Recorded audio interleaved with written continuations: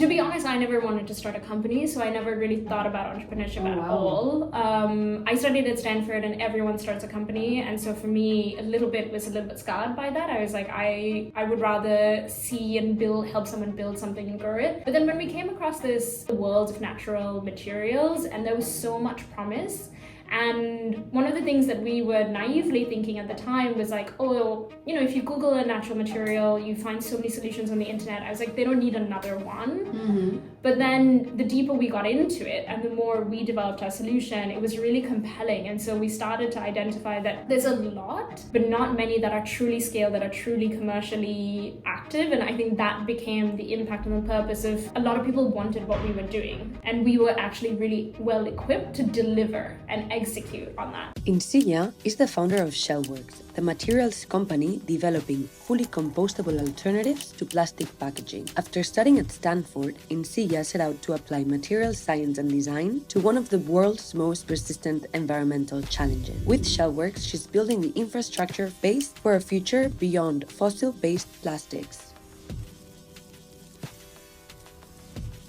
Welcome to Reinventing Capitalism, the podcast where I, Claudia Thomas, decode the success of for-profit impact businesses through the stories of their founders. Our goal is to inspire you towards a purpose-driven career, because life's too short for boring jobs and soul-crushing corporations. Quick note before we get back to the episode. Just give me 30 seconds of your time. 2 things. The first is a huge thank you for listening and tuning into the show week after week. It means the world to me. And the second is that we are just getting started. If you enjoy what we do here, please join the 14% of people that listen to this podcast regularly and follow us on this app. I promise to do everything in my power to make this show as good as I can, now and into the future. Thank you. Yeah, how are you? I'm good. Thank you so much for having me here in your offices. Of course, always happy to.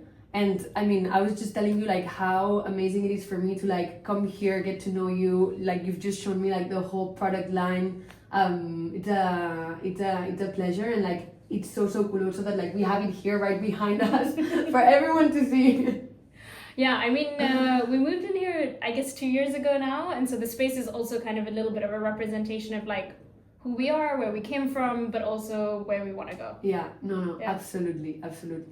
So Shellworks is the company that you founded 6 years ago, and based on the little amount of information that I know that I have, you guys are aiming to replace plastic, or the traditional concept of what plastic is, for biodegradable packaging. So let's start by learning, why is plastic a problem? It's a good question, mostly because I think most people, if you intuitively think about it, we all hate plastic, right? It's just like a material that we don't really want to engage with. And part of it was originally when we started the company, it was all about waste. Plastic is very complicated to deal with at the end of its life. And it's because plastic is not one material, it's several materials. And so waste infrastructure has not been built to tackle so many different types of materials using one end of life. The second reason, and I think this is the reason which is actually driving much more change recently, is when you start to identify, or more of the research coming out around microplastics, the impact that has on individuals and their health. Those are two of the key reasons we see like a huge movement of people moving away from plastics. Okay, so if I were to ask you, why should people care? Like if someone bumps into this interview randomly on Spotify, why should they listen? I mean, I would say plastics is one of the biggest crises of our time, because it is a material that not only impacts our health, it impacts our environment, but it also changes the social infrastructure of the world we live in. A lot of plastics are shipped abroad, and that means that, certain people in the world have to deal with this problem much more than others. And so it's trying to find ways to rebalance that and also make it easy for consumers so that when they use a material, they don't need to think about where it goes, and that it can be trusted to be dealt with safely. Okay. And for you mentioned like the health problems that plastic has on us, on humans. What is one thing or like one piece of data that you would like the audience to remember? I think the one that is the most memorable, although highly debated, is that most people are likely to ingest about 5 grams of microplastics every week. 5 grams every week? Yeah. That's about a credit card's worth. So that's like the very catchy tagline that a lot of people share. Yeah. Okay, well, everyone, you guys should remember this before deciding to use plastic before another alternative.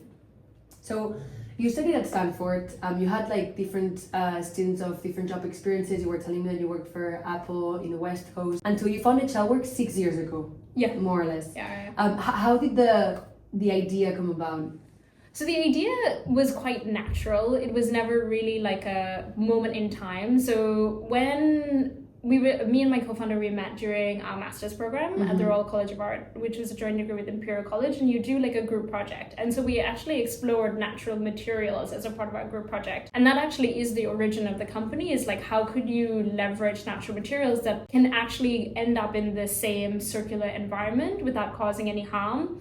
And our key insight at the time was that these materials were really difficult to manufacture and scale. And I guess using that manufacturing and operations background, that was that moment where we were like, oh, we should work on this together. And the name Shellworks comes from the fact that at that time, we were extracting a biopolymer called chitosan from shellfish waste. So that is the origins of Shellworks. But since then, we've explored many different natural materials until we ended up with our most current version that is out in the market called Vivamer. Mm-hmm. And why did you study that master's? Twofold. I think one of them was, I've always been like a horizontal learner. So I remember I did mechanical engineering, but I was also really interested in anthropology. I'd worked in manufacturing operations, and then I wanted to kind of go to the front end and learn more about like the design element. It's an art school, so you get to like play and explore. Also love making with my hands. So it was an environment where you could go back and like, you could make a chair one week or a robot the other week. That inner child in you was super happy. Yeah, I think it was a moment when I was quite lost, and so I kind of was like, it was my dad actually who was like, maybe you should go back and start working with your hands again, because that's the most flow that you ever had, and through that you might find out what you want to do next. Were you an artist, let's say, when you were younger? Like, did you use your hands a lot? Honestly, not at all, because my sister was the artist and I was quite like insecure about that, and I was like, oh, I'm not going to do the same thing as her. Now, so many years later, I've ended up being in this craft, but I think it was more like a desire to understand not only how things work, but also how people work, and I think that lends itself well to like mechanical engineering. Yeah.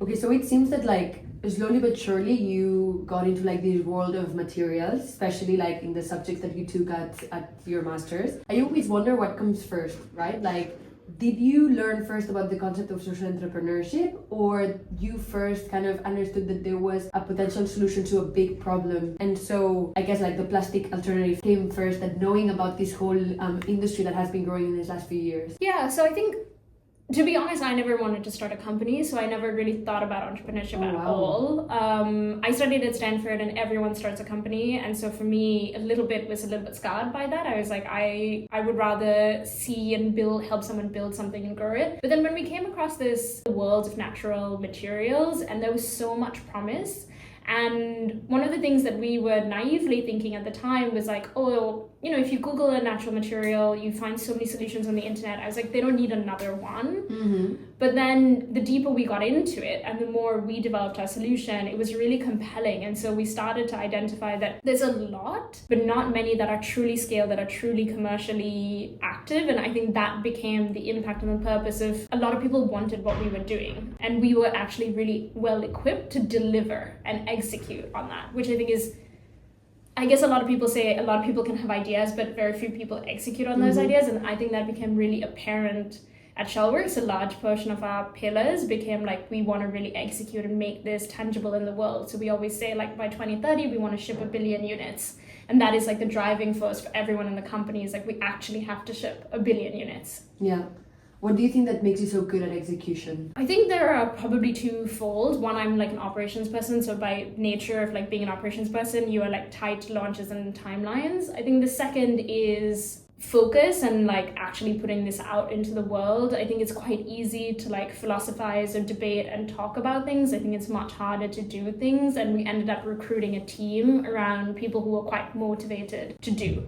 So yeah, it kind of ties into some of the values that we have at Shellworks. So one of them is that it can be done. So no matter how difficult a challenge is, we will always do it. Like, we have all these stories at Shellworks as a result of that. Like, our first ever order, we had 5,000 perfume caps to deliver, and the weekend before we needed to deliver them, we had a fire.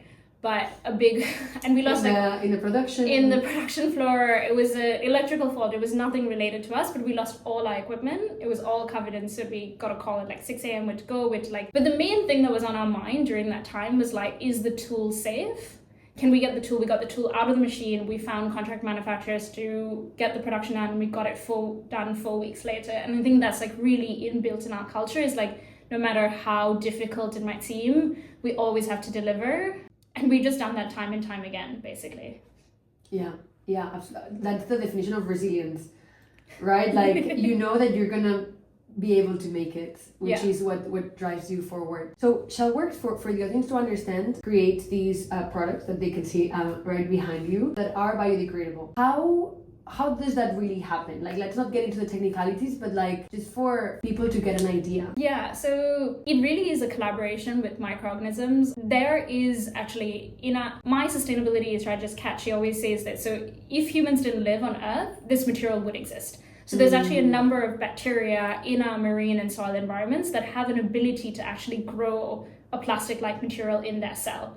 All we are doing at Shellworks is facilitating that growth using large-scale manufacturing systems. So fermentation, just the way that you would make beer or cheese, we grow this material up, you get it out of that, and then you formulate it into different products. But the beauty of actually growing these materials is that it can be recognized in our natural environment. So a soil, a marine, a landfill, because that's where those microorganisms live. And it's a kind of an interesting duality because, you say biodegradability, it's a kind of a tainted word in the industry because of all the greenwashing. So which word should I be using? So exactly, is basically, we like to say it'll home compost. It's like the gold standard in this industry because it means that it will biodegrade without any additional conditions. So you don't need high heat, you don't need high humidity. This will go away in any natural environment. So biodegradable doesn't necessarily mean that it can just decompose in a natural environment. No, and I think that's like the failed promise of like the future materials, why so many consumers lost a lot of hope on biodegradable products, is because biodegradable can mean, yes, it's biodegradable, but it doesn't specify in what conditions. Got it. So some materials will still kind of create the same problems as plastics, even though they're bio-based. They might not always be like biodegradable in a natural environment. They will need like to be dealt with in a very specific way to biodegrade. Okay, got it. So it seems that like these products are very innovative. It's something that it didn't exist in the past. And I feel that like customers still care a lot about experience and how it's like the feel, the look and feel, actually, both things. How important is experience when it comes to new materials? I would say it's one of the most important things. So one of the ways that we would test and iterate in the early days was a little bit like a software company, which was kind of counter to a hardware company, I would say. So one of our rules in the early days was we had to ship something every 3 months. Didn't matter, like we just had to ship it. And one of the earliest learnings by doing so was actually understanding how much people liked the material and the touch and the feel, and how much it was important to find a way to communicate that this isn't plastic. And so we tested like different types of textures, we tested different designs, we tested also just like different wording, what resonates, what doesn't resonate, because again, like coming back to the word biodegradable, there's so much greenwashing in this space. You have to be really careful of like how you say something, but also what you back it up with. What did you find out that resonated most with consumers? So I think touch is really important. Like something is ceramic because it feels a little bit cooler. Something that's like heavy tends to associate with luxury. So a large portion of what we were trying to identify was like, how could you add in these really small touch points that make someone think, maybe this is like slightly different, but without having to like really reimagine what plastics looks like or feels like. Okay. So in an ideal scenario, would consumers need to know that the products are sustainable, or you would just want to, you know what I mean? I mean, our value is that the material should just be the best. It doesn't matter if it's sustainable or not to a consumer. It's just that we have thought about that as an additional pillar, right? So we think a lot about pillars in material design of being like cost and aesthetic. But in this instance, we wanted to just add that additional pillar of sustainability as well. So consumer doesn't have to think about it. We make it easy, and they don't have to feel guilty when they throw their products away. That's our vision for how all products are created in the future. Do you market yourselves as sustainable? That's a good question. I mean, we market ourselves as just like packaging without a compromise. Okay. Yeah. A compromise for the world? It could be like for performance, it could be for environment, it could be for health, it could actually be for multiple different things. And so we actually call ourselves as like we solve problems using materials. And so if someone has a problem, we look at it through a material lens on how you could solve that problem. So if you're a brand, you want to become more premium, you could solve that problem using our material, and we can help you reposition your packaging to feel more premium, for example. That might be one way, but the materials we happen to use in our toolkit are all natural. And so I think that's the main difference. Hi, can I ask you a quick favor? Every week, we dive into the stories of founders that do more than just make money. Our mission is to prove that a career in impact can be both purposeful and financially sustainable. If you believe in creating meaningful work, share today's episode with one friend who's ready to make a difference. It would mean a great deal to me. Your support is what keeps this show alive and growing. Thank you. So again, it seems like the product that you're building is quite complex. What has been like the toughest part of building the company, or like any moment in time in these 6 years that you can go back to? I think part of it is it's not a space in which gets like consumers really want a solution to plastics. But I would say there is a bit of disconnect between what a consumer as an individual wants versus like what the systems you've built to. But I think this is kind of similar to any really new innovation. Like every time I talk to someone, new innovations are really hard to adopt. People don't like change. We all say we love change, but we don't like change. And you have to be extremely resilient when you have something that's really innovative, really breakthrough. People don't understand it. They don't want to stick their neck out to do this because in their view, there are so many cascading risks around it. That I would say is the hardest part, because you just have to get so used to people saying no all the time, and you have to like brush it by and think about another creative way, another better way to get this product into people's hands, because you know that by doing so you're going to make like such a big impact that is then going to impact them, right? Like a lot of time we talk to people who are buyers of this material, and they really want to do it because they don't want to see their kids having to grow up around plastics, and they recognize that plastics have toxic chemicals in them, but at the same time they're kind of stuck on how do we actually integrate this into our solution, and we have to find the way of not only creating the product but also how to reassure them and help them figure out how to integrate it into their own company. Yeah.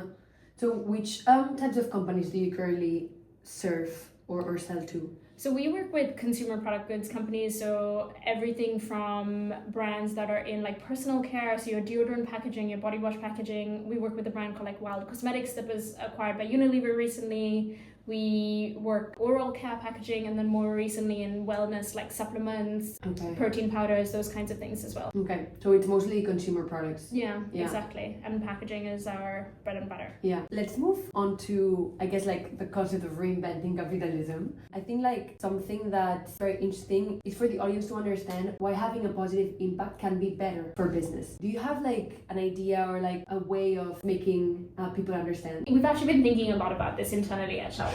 When we think of like what a consumer wants to purchase, they often want to purchase something from a brand that resonates with their own values. And more so, consumers don't want to be able to make a choice around, I don't know, like no one wants to wear, let alone like use things that are packaged in plastic, wear things that are plastic. I mean, plastics are everywhere. So more that brands can tell them that they have fixed that problem for consumers, it resonates. And that's how brands do well, by the way. They need consumer loyalty. And so they need ways to like get consumers to buy in. And then the last thing is like no founder of a brand wants their legacy to be like, oh yeah, I built a brand, but I also shipped 100 million tons of plastic into the world. And so that's a lot of like what we're helping and enabling those founders make those decisions without having to take a huge cut on their margin or huge loss in their revenue. So really thinking about what is the right application, where is the right place to start. Yeah.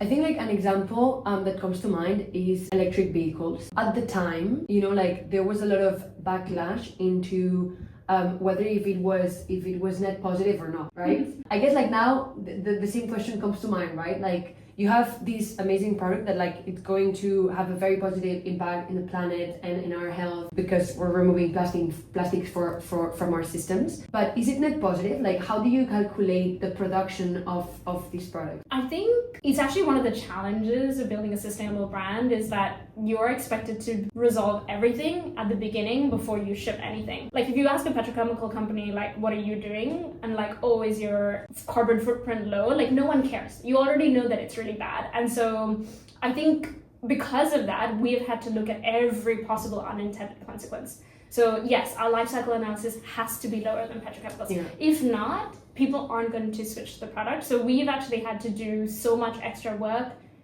just to be able to be competitive, even at the smallest stages. But I think that sets us up for success because it just means that like the larger and larger we get, the bigger and bigger impact we make. It's not only on petrochemical, by replacing petrochemical plastics and impacting the environment or your health, we get to change the social justice structures of like how people are treated, how they're employed, how they work. You also get to change it on the entire life cycle analysis, whether it's water usage, energy usage. So I think as a company, if you really care and you do it well, and I think, you know, if we do 1 billion products, we're not only just replacing those 1 billion products, but we're changing like how people work, where they work, what values they have. Like, I think that's a huge way to influence. Yeah. And earlier you said that right now, with economies of scale, you're able to sell at price parity. Are you able to decrease the price because of the volume? Or yeah, it's a volume game. It's a volume. It's a thing. volume game. Yeah. Okay. Yeah. I mean, we ship something like 350 million metric tons of plastic a year. Like we're doing 5 million units. Like it's mad. Like you're like, if we were even doing like 100 million units, we'd be fine. Yeah. Yeah. Then I wonder why, like, if your clients are going to pay the same price for your products, why would they not use your products? It's risk. They're like afraid, right? Like to ask someone to change an entire product line on something that's not been used before, it comes back to like that change question. Like people don't want to change. It's huge. Like it's not even like software. You actually have to change. You have to think about like your entire supply chain. You have to think about like when you roll it out, like where kind of warehousing you're doing. There's so many different questions and it becomes such a big project. That I think is the biggest barrier to that change. And they never roll it out. Like, you know, we always talk about like, hey, give us 100 million units. They're just not going to give us 100 million units. They start with like 10,000 units. And so then you don't get like the benefit of that scale and that volume. Yeah. So we really are looking for people who like are a bit crazy like us that are like, yeah, let's do it. Let's just go for it. That's when it works the best. Yeah. Yeah. No, I see that. But it's not always easy to get buy-in from all these big companies. Exactly. Yeah. Another key aspect of reinventing capitalism is moving away from this short-termism mentality. Why long-term thinking and patient investment, or patient capital as they call it, is key to real change? I mean, it's a good question. To be honest, we haven't really found loads of patient capital, and so in a way at Shellworks we've had to fit into the existing systems. Like we're very aware we are backed by venture capitalists. They have a certain return time frame to their fund. We needed to like fit within that methodology, and so the way we built our business was as though we were a software business. That comes with its own pros and cons. But it means that like you're basically shipping things every 3 months, but those products that you're shipping, you really need to iterate really quickly because they're not very good the first time around. What would you say is the main pro and con? I'd say the pro is that you get to iterate and you learn a lot from your customers and consumers. The con is that there's so much what my team would call technical debt that they're always weeding through. Okay. Because it's not like software where you could upload something. You actually need to like get all the parts back, redo them, make a new production tool, and then create them again. Yeah. And okay, so what do you, if you let me rephrase the question then, like if you were able to have access to this patient capital, how would that impact how you're doing business today? It's a good question. It may not impact so much of like that test and iteration, but I think it could change like how much capital we could get. Okay. Because if capital was centered around longer timeframes, I bet a lot more people would invest in our company. Okay, yeah, because they wouldn't have like the deadline of when they have to show that they have made a return. Yeah. And inherently people know that these types of things take longer. Yeah. I wonder like what business would be, you know, if we were looking for returns in 2 years. Yeah. I mean, I always say this, like honestly, sometimes when I look around at the landscape, I was like, if someone gave us $1 billion, I would have solved plastic by now. We would have solved plastic. Like it's not a wild, crazy problem. It's just that our current financial systems are not necessarily always incentivized with impact. Yeah. Yeah. No, absolutely, they are not. They are not. Like when you analyze an investment, it's about risk and return. You don't take impact into account. There's some investors, some impact VCs or impact funds that obviously are trying to bring that variable into the equation, but it's definitely not there yet, not at all. Yeah, and we kind of need like really ambitious investors who want to change, because I do think it still requires that level of momentum, it requires a level of innovation. Like we still feel like in the new material space, there aren't that many companies, right? You could count probably the companies on your hands, which is crazy if you compare it to like currently AI. There are so many companies. And then by having that much level of competition, that also drives things forward. Yeah. So I think just by changing the economic dynamics, you can change the face of like what an entire industry could look like. Yeah, absolutely. I would love to get your thoughts on culture and what it means to work at Shellworks in this case. I think sometimes we see a disconnect between the mission of the company and how that truly attracts talent, because purpose and having meaning at work, it's become one of the main priorities of the new generation. But there's often a disconnect between that and how the company is actually run. In your experience, how do you cascade down these values and this culture so that employees have that emotional asset towards the company? I guess we are very deliberate. So we actually have a very value-driven philosophy. We have 5 values at Shellworks. One is that it can be done, really indexing on resilience. It's like the number 1 value. The second is ambitious by nature. We're very aware of the financial systems we live in, and so we need people who are really ambitious and aligned to that.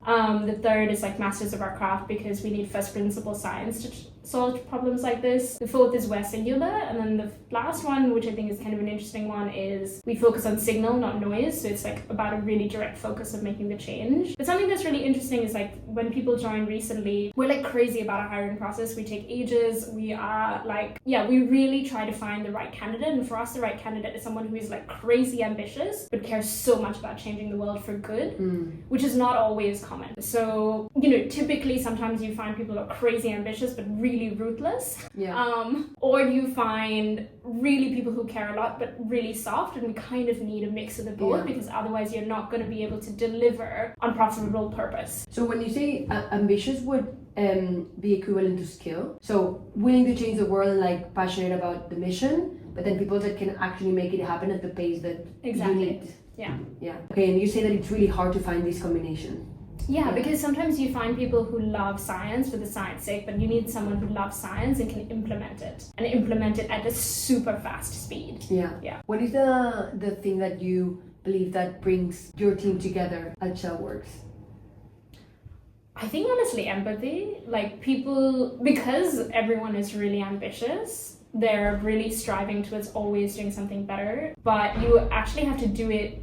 We have kind of a unique team, but I see this a lot in material startup. You have material scientists, engineers, manufacturing operations, salespeople, a sustainability person, a creative person, and you all need to kind of somehow simplistically interweave together, and you are coming from wildly different industries. I don't think people think about this often at all in terms of culture dynamics, but when you're making a new type of company, I go back to software, like you have a systems of which you work, how you work, where you recruit from. That's not the case when you're making a new industry. People are coming from such different organizations and trained in such different ways of working that inherently becomes one of your challenges of how you could move quickly. So you kind of need to find people with high degrees of empathy so that they can deal with high friction and still maintain trust and still push things forward. And how do you divide your tasks, let's say, between you and your co-founder? Quite simply, like I'm operational and execution oriented and all things money, and he's all things like inspiration, future forward, technology related. Okay, so what based on what we've been talking about the culture, he's mostly the one that has built the values and the culture stuff. Okay, interesting, super cool. Okay, so we're getting to the end of the interview. I have one last question, which is about the future, let's say. When I was researching for the interview, I was looking at these pieces of data that showed that even if there are alternatives to plastic consumption is still increasing. Where do you see the industry going? Like if you had a crystal ball and you could see 5 to 10 years into the future, where do you think that we're going, and I guess also which would be your ideal scenario? So I think where the industry, if you look on the internet, where it seems to be going is it seems to your point, the amount of plastic that we're producing is growing, and a lot of people are plodding towards recycling, which still relies on our current petrochemical plastic systems. But the rate at which we're producing is outgrowing the rate at which you can put infrastructure on. Our vision, and I would argue this is the vision of most natural material startups, is that in 2 to 3 years there will be a tipping point, because we will reach a meaningful scale in which cost is not a question, in which case I think the entire industry will tip over, because why would you not do it at that point? Yeah. And you mean scale will come from demand, or because there will be more companies that offer these new materials and therefore technology will have advanced, and I guess the price will also decrease? I think our hypothesis at the moment is that due to the research that's rising on the impacts that plastics has on your health, the demand for these materials has really increased, because it's no longer a social problem, it's an individual problem. Yeah. And so if you want to make sure that your kids grow up in a society in which their health is not impacted by sometimes these chemicals that are found in our plastics, people are now trying to make active choices not to go in a different direction. Yeah. No, absolutely. And this is a great point to close the interview, because then you realize that we're so individualistic. Right?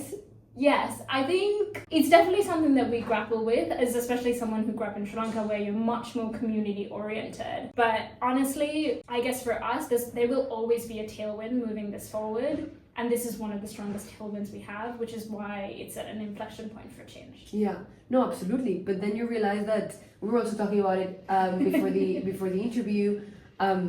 When you don't see the impact that something has on you, most times you don't care about the problem. You know, we have this saying in Spanish that if you don't see a problem, you cannot feel it. Yeah. So that's why my conclusion, after all, is that we're very individualistic, because we only care about what affects us. And if that's a way of changing the world, fine. You know, plastics are a problem for you, so start finding alternatives. Yeah. But it's just interesting to understand how our brain works and how it's wired. But also, I guess, interesting to to make a change and to actually appeal to the people that are the decision makers. Yeah. Yeah. Well, thank you so much for having me here. Yeah. I've absolutely loved it, and I hope that in the next coming years, all your predictions come true. I'm very confident of it, yeah.